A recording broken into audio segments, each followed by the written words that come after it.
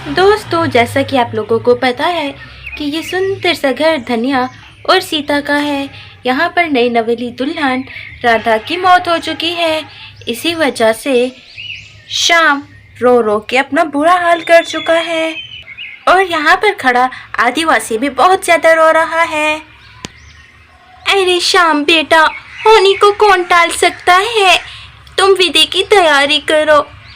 माँ, मुझे यकीन नहीं हो रहा कि राधा मुझे छोड़कर जा चुकी है। देवर जी, आप इतना ज़्यादा प्यार करते थे राधा दीदी से, इसीलिए आपको यकीन नहीं आ रहा। लेकिन विधि तो करनी ही पड़ेगी। आप दीदी के अंतिम संस्कार की तैयारी कीजिए।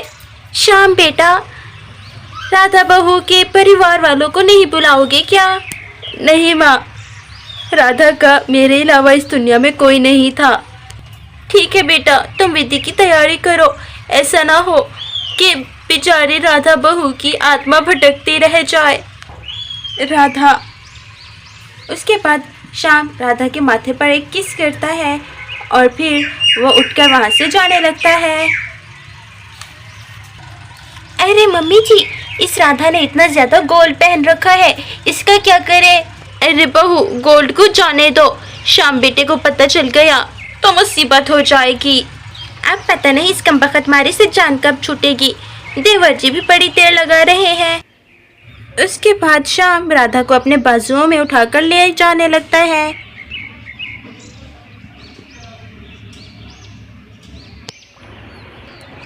यहाँ पर राधा की चिता को लिटा दिया गया था। एक दिन की ब्याही राधा अपने पति श्याम को हमेशा हमेशा के लिए छोड़कर जा रही थी। यहाँ पर राधा की सास भी झूठे आंसू बहा रही थी और इसकी देवरानी भी रो रही थी, जबकि आदिवासी हैरान परेशान खड़ा था।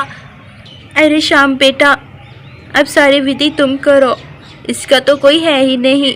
ऐसा करो, अब तुम मटका अपने कंधे पे उठा लो और मटका फोड़ दो। फिर उसके बाद श्याम मटका उठाने लगता है। मटका उठाने के बाद श्याम चक्कर काटने के लिए तैयार हो चुका था।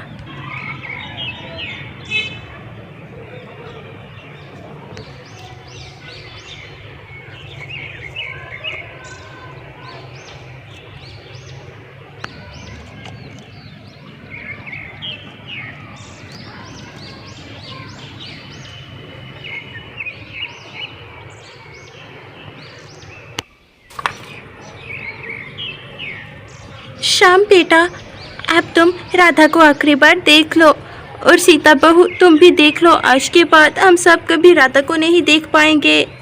उसके बाद राधा के पास श्याम नीचे बैठने लगता है। मुझे माफ़ करना राधा, मैं तुम्हारी रक्षा नहीं कर पाया। अच्छा हुआ कमबख्त नगूड़ी मारी से जान तो छूट गई। अरे मैंने तो कभी सोचा ही नहीं था कि इतना जल्दी मेरा रास्ता साफ हो जाएगा। ये मैंने क्या कर दिया? उसके बाद श्याम राधा को गले लगाकर फिर से रोने लगता है।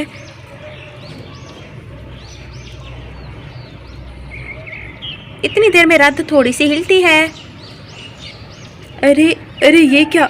राधा हिली थोड़ी। माँ मेरी राधा नहीं मरी। राधा ने अभी हाथ हिलाया है। माँ मेरी राधा को कुछ नहीं हुआ, मेरी राधा बिल्कुल ठीक है। अरे बेटा, गम की वजह से तुम्हें सदमा लगा है। राधा अब इस दुनिया में नहीं रही, वो हम सबको छोड़कर चली गई है। अब तुम चिता को अग्नि दो। अरे भाभी तुम मेरी बात को यकीन करो, राधा ने अभी अपना हाथ हिलाया, वो नहीं मरी। अरे देवर जी, कैसी बहकी बहकी बातें कर रहे हो? मुहूर्त का समय निकला जा रहा है, आप राधा की चिता को अग्नि दे। मेरी बात कोई क्यों नहीं सुन रहा? अभी इससे पहले कि श्याम राधा की चिता को अग्नि देता। हाँ, ये मैं क्या हूँ? कहाँ हूँ? मुझे ये नीचे क्या चुप रहा है? श्याम जी, कहाँ हो आप? अरे मेरी राधा जिंदा है। मेरी राधा को कुछ नहीं हुआ। राधा तुम जिंदा हो।